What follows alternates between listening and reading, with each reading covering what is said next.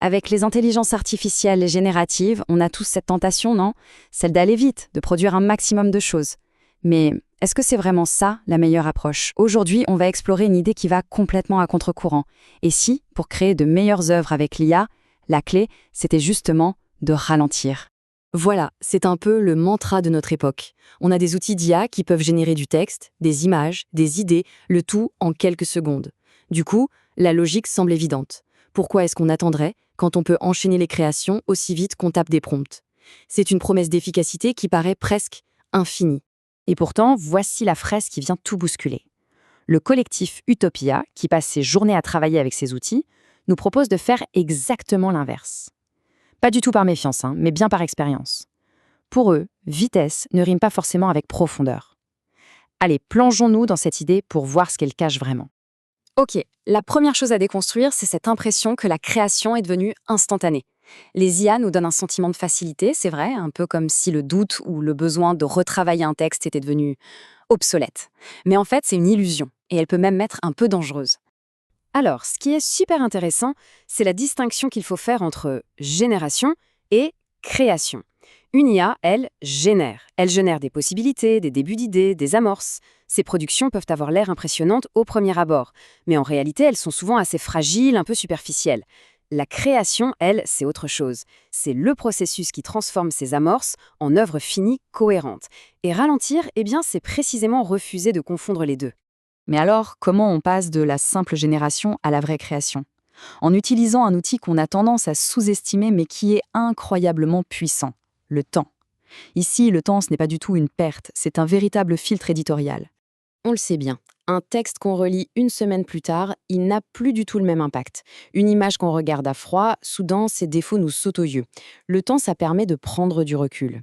C'est ce recul qui va mettre en évidence les petites incohérences qu'on n'avait pas vues sur le coup. C'est lui qui révèle les anachronismes et surtout qui aide à faire le tri entre ce qui n'est qu'un effet de style un peu tape à l'œil et ce qui a un vrai sens profond. Sans ce filtre, on risque de produire beaucoup, c'est sûr, mais sans laisser de traces durables. On pourrait se dire que ralentir, ça revient à brider l'IA, à ne pas utiliser tout son potentiel. Mais ce que soutiennent les créateurs d'Utopia, c'est que c'est tout le contraire. Ralentir, en fait, ça permettrait de débloquer un potentiel bien plus riche, bien plus profond. Et là, on voit très bien comment. En prenant le temps de faire plusieurs réécritures, en allant jusqu'à mettre plusieurs IA en contradiction les unes avec les autres, et surtout en faisant des choix humains bien tranchés, on transforme l'IA. Elle n'est plus juste un générateur automatique, elle devient un vrai partenaire de dialogue. C'est ce processus lent qui lui permet d'explorer des choses plus subtiles, plus nuancées. La lenteur devient véritable levier de création. Et il y a un autre avantage qui est absolument crucial, ça permet d'éviter la saturation. Publier vite, tout le temps, ça finit par noyer tout le monde et par diluer les projets. Alors que ralentir, ça laisse les récits respirer, ça crée des rendez-vous, ça donne à chaque projet sa propre place. C'est mieux pour le public, bien sûr, mais c'est aussi mieux pour les créateurs, qui évitent de s'épuiser. Attention, le point important ici, ce n'est pas de dire qu'il faut être lent tout le temps pour tous les projets. Non, l'idée c'est plutôt de développer ce qu'ils appellent une écologie des rythmes. En gros, il s'agit de trouver la bonne vitesse, le bon tempo pour chaque type de création. Et pour bien illustrer ça, Utopia nous présente 4 projets qui sont très différents les uns des autres. Chacun adopte une temporalité qui lui est propre. Ça montre bien qu'il n'y a pas un seul modèle à suivre. Voyons un peu comment ça se traduit en pratique. On commence avec Chrysalis. Alors là, la lenteur, c'est carrément le cœur du projet. L'écriture se veut méditative, sensorielle. L'ambiance est plus importante que l'action.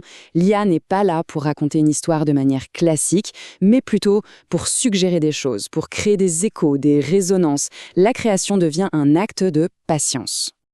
À l'exact opposé, on a Les Enquêtes de Jacques Orion. Ici, le rythme est très régulier, presque comme une série télé. Un épisode, une enquête. La vitesse n'est pas un problème parce qu'elle est encadrée par une structure hyper solide. Ralentir dans ce cas, ça ne veut pas dire produire moins, mais ça veut dire maintenir une cohérence parfaite sur la durée. Passons maintenant aux aventures de la Nanké, où ça se complexifie encore un peu. C'est un projet feuilletonnant, avec un univers partagé, et là, ralentir, ça prend la forme d'un vrai travail d'architecte. Il faut vérifier que chaque nouvel épisode est cohérent avec tout le reste, qu'on respecte la chronologie. La vitesse de production doit toujours passer après la stabilité de l'univers, c'est non négociable. Et enfin, il y a Les Abysses de Brass, qui représentent la forme la plus radicale de ralentissement. C'est ce qu'on appelle le temps long éditorial. Le texte a été écrit, puis réécrit, puis mis de côté, puis repris. C'est un projet qui a été pensé pour maturer, qui accepte les doutes, les remises en question. Et ça prouve qu'une œuvre créée avec une IA peut bénéficier, comme n'importe quelle autre œuvre, d'un long temps de maturation. Alors, qu'est-ce qu'on doit retenir de tout ça? Eh bien, tous ces exemples nous amènent vers une vision complètement renouvelée de ce que ça veut dire créer avec une intelligence artificielle. La création assistée par IA, ce n'est pas de la production automatisée. C'est un processus éditorial à part entière. Et ça implique des choix humains, des renoncements, des corrections. L'IA ne remplace pas notre regard critique, bien au contraire, elle le rend encore plus nécessaire. La responsabilité finale de ce qui est publié, elle reste entièrement humaine. En fin de compte, toute cette approche nous invite à redéfinir ce qui fait la valeur d'une œuvre. Ce n'est pas la vitesse à laquelle elle a été produite, ni le volume de contenu généré, non. C'est sa cohérence, sa capacité à tenir dans le temps et à continuer de résonner chez les gens, bien après sa publication.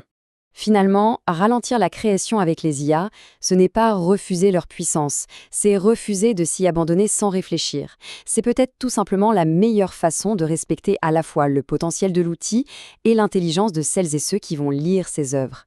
Et c'est sans doute la question essentielle à se poser si on veut éviter de se noyer dans un océan de contenu et plutôt créer des œuvres qui comptent vraiment.